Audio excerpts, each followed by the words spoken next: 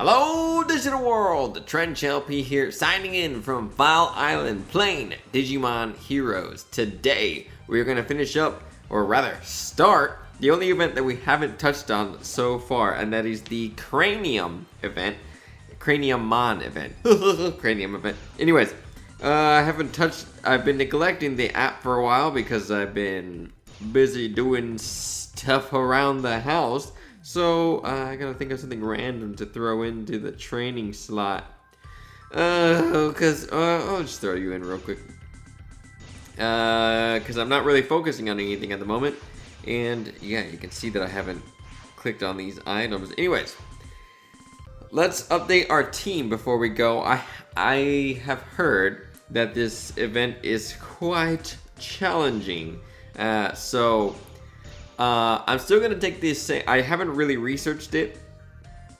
What I'm going to do is I'm going to do the same approach that I normally would, which is to target each of the sides, each of the side Digimon, and then aim for the main one afterwards. So hopefully that proves to be a successful or a fruitful method. But I have heard that the boss is that Craniummon himself is quite the challenge, especially since skills have been added to all these boss Digimon lately. So I think it's really neat. I do see the other side of the coin though. It sort of restricts players with lower resources, or rather a lower amount of resources. It makes it so that because Craniummon could potentially be a team leader for some players, and if have I updated my team properly? And if a player who with lower resources can't get them, then they miss out on that resource. So the skills, let's see. I think we're gonna go with you, Ultra Force, blah blah blah blah blah blah. Even though we're not friends, you do have a mighty fine skill. So let's go right into it. I do have full energy, so if we fail here, oh no, there's a couple of Craniummons. I imagine these are the different versions of them, though. So. We're not gonna play too carefully. We're just gonna test out what kind of damage are we taking. We were at 3,200 defense before we picked our partner. Haha! No damage whatsoever. So I think we can aim for the boss here, or rather, we can aim for these side guys here still, and we'll be fine. So all 1 damage. From what I heard, the main obstacle is the middle Craniummon himself. So if we steer clear of him, I'm actually gonna burn these. If we steer clear of him, then maybe, yeah, so we're fine. I think when it is down to him though, we're really gonna start to see what it can do. So I'm gonna use this, even though we do see a wild card coming up here. I would like to, there you go, get a wild attack going. Let's go wild! Haha, yeah. So aim for the sides. That's always what I do, and it's proven to be a decent method. So actually, whoa, did I accident? Oh, I was trying to burn stuff and I just clicked on something that happened to match up. That's all right. It's not like a So what I hear is that Craniummon does some sort of damage based on what you do to him. So if I used Yggdrasil's skill, would he then use that against us? Or so we're gonna test it. I don't know that it is the case, but it would be nice to test out. So, okay, reflect. Oh, okay. So he doesn't do the 5k of damage, but anything you do to him is gonna. That is tricky. I can see that. So does that mean when we? Okay, every time we hit him. So if we hit, oh yeah. This is pretty dang good. I like it. I like the challenge. I think that we have Digimon that can, because those side guys are doing basically nothing to us, I think we'll be fine. But we'll see. There you go, and we'll change this up. There you go. Oh, there comes the reflect, but 1 damage. Oh, interesting. Oh, so the 5k, the difference that he did to us. Oh, so the damage that he just did to us was 5k minus our defense, which is about 36. So 14, yeah, that makes sense. That totally makes sense. So he does the damage, but your defense is still factored in. So keep that in mind. That seems to be the case. Don't quote me, or you can either way. But actually, so if we did that, so that reflect, yeah, our defense is definitely factoring in there. So not bad. That means that we could still use our Angelomon and our oh, here comes the reflect. Yeah, so we can still use our Angelomon and Victory Greymon, I think, to do all the damage that we need, because and yeah, so I think that might have to be the approach, is that we use Angelomon and Victory Greymon, just smacking him. Look at that. So let's test this. So Victory Greymon will do, yep, and that's fine. That's perfectly fine. Yep. So everything else after that is just do nothing. Just I'm not even gonna bother using old.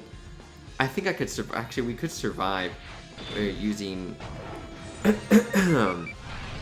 Yggdrasil, and yeah, let's use Yggdrasil, because that's gonna do nothing, and we'll heal that right back up with Angelomon. I am not gonna use Lomon's skill, because I don't know unless we get close to taking him down. I don't know how much damage he'll end up doing to us. See, so yep, I'm gonna just keep on being patient here and doing basically just doing nothing to him.